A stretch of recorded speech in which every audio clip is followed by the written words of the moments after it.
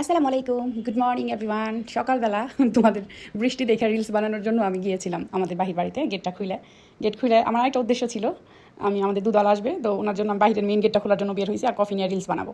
Coffee নিয়ে আমি এমনভাবে পড়ছি, আমার সালোয়ার ছিঁড়ে আমার পা ছিলে গেছে। মানে সকালবেলা এরকম একটা খারাপ অবস্থা হবে কখনোই ভাবি নাই। সারাদিন আমি এখন অনেক ব্যস্ত থাকি, কারণ আব্বা আম্মা দুজনকেই বাচ্চাদের মতো টেক কেয়ার করতে হয়। সাথে তো আমার বাচ্চা আছেই, 3জন বাচ্চা নিয়ে আসি বাসায়। আমি একলা মুরব্বী আর তিনটা বাচ্চা নিয়ে, তার মধ্যে যদি আমি এমন বাচ্চামি করতে যাই তাহলে কি হইলো, অনেক ব্যথা পাইছি।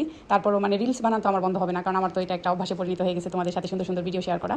তো সকালবেলা আব্বা আমাকে নাস্তা দেওয়ার পরে, বাচ্চাকে খাবার খাওয়ানোর পরে আমি সব কিছু গোছগাছ করে রান্না করার জন্য নিয়ে আসছি। তোমরা ইদানিং ভাববা যে আপু কি খালি পাঙ্গাস মাছই রান্না করে কিনা। আব্বু ওদিনকে অনেক বড় একটা পাঙ্গাস মাছ আনছিল, 7 কেজি ওজনের। তো এটা শেষ করতে আমার একটু সময় লাগতেছে, দেখা যাচ্ছে মানে ঘুরে ফিরে 2 একদিন পর পরে রান্না করছি। তারপর মাঝখানে 2 দিন আমি বড় ভিডিও আপলোড দিই, ওই 2 দিন আমি অন্য মাংস রান্না করেছিলাম। তো আজকে রান্না করতেছি আমি কারকল ভাজি, কারকল দিয়ে পাঙ্গাস মাছ। পাঙ্গাস মাছটা ভুনা করবো, আব্বা বললো তোমার মায়ের তো সবজি খাইতে হইব, এখানে 2টা কারকল দিয়ে দিও। তো এইভাবেই রান্না শুরু করছি। বৃষ্টির দিনে রান্না করা খুবই ঝামেলা, তার মধ্যে মাটির চুলায়। আমি আসলে মাটির চুলায় রান্না করতে আসতাম না, বাসায় আমি গ্যাসেই রান্না করি। আমার শাশুড়ি মা মাটির চুলায় রান্না করে। আমার এখানে মানে বাহিরে রান্না করার একটা উদ্দেশ্য, আমরা নিচতলাতে থাকি, আমাদের বাসায় একতলা আর আমার শ্বশুরবাড়ি দোতলা, এই জন্য আমি উপরে থাকি দেখে নিচে নেমে রান্না করি না। আর এখানে নিচতলাতে থাকি, এটাও বিষয় না, বিষয় হয়েছে আমার কাজিন এসে মানে আমাকে জাল ধরায় দেয়, ভাত রান্না করে দেয় আপা। সেই জন্য আমার মানে মনে হয় কি যে চুলাটা তো ধরানোই, তাহলে আমি এখানে এই তরকারি আইটেমগুলো রান্না করে ফেলি। তো আমার সবজি টবজি আমি সবসময় নিজে কাটা নিই, কারণ আমি পছন্দ করি নিজের মতো করে সবজি কাটতে। আর আমি সবজি কাটাগুলো সবসময় আমার বড় বোনের কাছ থেকে শিখছি। সবজি মানে কাটারও একটা সৌন্দর্য আছে, যা আমার বড় বোন পারে। আর আমি আপুকে দেখেই আমার বিশেষ কাজগুলো, মানে যে কাজগুলো আমি বাসায় থেকে শিখে গেছি বিয়ের আগে, সব কিছু আমার বড় বোনকে দেখেই শিখা। দেখো আমি কি আকামটা করে ফেললাম, চামড়াটা পড়তে যায় ফেলে দিলাম। আমার বড় বোনকে দেখেই আমি মানে সবজি কাটা, তারপর ফলের যে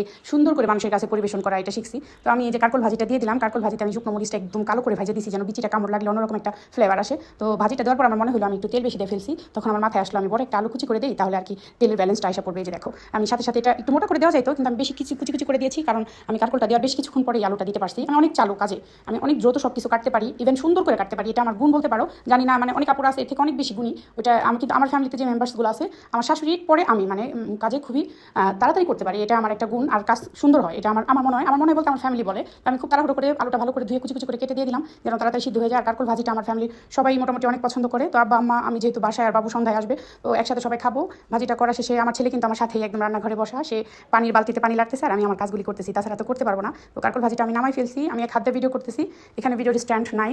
ভাজিটা খুবই মজা হয়েছে দেখে মনে হইতেছে। এখন আব্বা যখন খাবে, খাওয়ার সময় মানে বলবে যে কেমন হয়েছে। ভাজি নামানোর পরে আমি মাছটা দিয়ে দিছি। ওই একইভাবে রান্নাটা আমি করবো। পেঁয়াজটাকে আমি বেরেস্তার মতো করে ভেজে, হলুদ গুঁড়ো, মরিচ গুঁড়ো, ধনিয়া গুঁড়ো, আদা বাটা, রসুন বাটা, জিরা বাটা, লবণ সব কিছু দিয়ে মশলাটাকে আমি প্রায় 10 মিনিট কষাইছি। মশলাটাকে আমি অনেক টাইম নিয়ে কষাই, সব সময় একদম ভালো করে কষাই। তারপরে এই তো কারকল দিয়ে একটু কষাই নিলাম। কারকল দিয়ে আমি জীবনে ফার্স্ট টাইম কারি রান্না করতেছি। কারকল ভাজি আমরা সবাই খাই, ওদিন একটা আপুর ভিডিও দেখে আমি কারকলটা কারিতে দিলাম, আর আব্বাও বললো দিতে। তারপরে আমি একটু কারকলটাকে কষায় মাছটা দিয়ে দিলাম। তো পাঙ্গাস মাছ আর 2 পোলটা আছে, শেষ হইলে মানে মনে হয় বাছি হাফ ছেড়ে। আমার পছন্দ পাঙ্গাস মাছ, কিন্তু এভরিডে না, 2 একদিন পর রান্না করতে হইতেছে, কারণ আমার মা খুবই পছন্দ করে। এরপরে মাছটা কষানো ভালো করে যখন কষানো হয়ে যাবে, আমি তখন গরম পানি দিয়ে দিব। আমি সবসময় গরম পানিটাই তরকারির জন্য সাইডে করে রাখি। মানে আমার মাকে সকালে গোসল করানো হয় গরম পানি দিয়ে, তখনই বড় এক পাতিল গরম পানি হাঁড়িতে দেওয়া হয়। তো অর্ধেকটা মায়ের জন্য নিলে আর পুরোটা থেকে যায়, ওটা দিয়ে আমি রান্নাটা কমপ্লিট করি। মাছটা রান্না করে আমি অন্য পাত্রে ঢাইলা দিছি। এখন আমি একটু বলক তুলাই নিব, যেন একদম অন্য পাত্র একটু গন্ধ না হয়। আসলে কালি ঘরে নিতে চাচ্ছি না।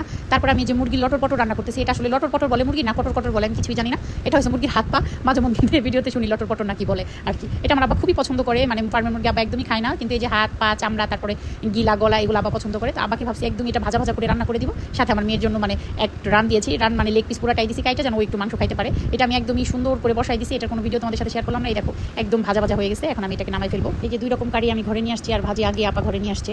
তো আজকের ভিডিওটা অনেক লং হয়ে গেছে। সকালে আমি অনেক ব্যথা পাইছি, সবাই পে করেও জানি আমি সুস্থ হয়ে যাই, আমার কোমরে প্রচুর পেন। ভালো থাকো সবাই, আল্লাহ হাফেজ, আসসালামু আলাইকুম।